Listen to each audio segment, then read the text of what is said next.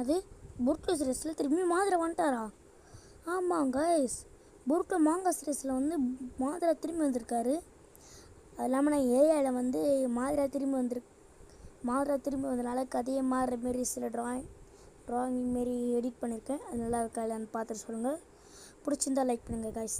Thanks.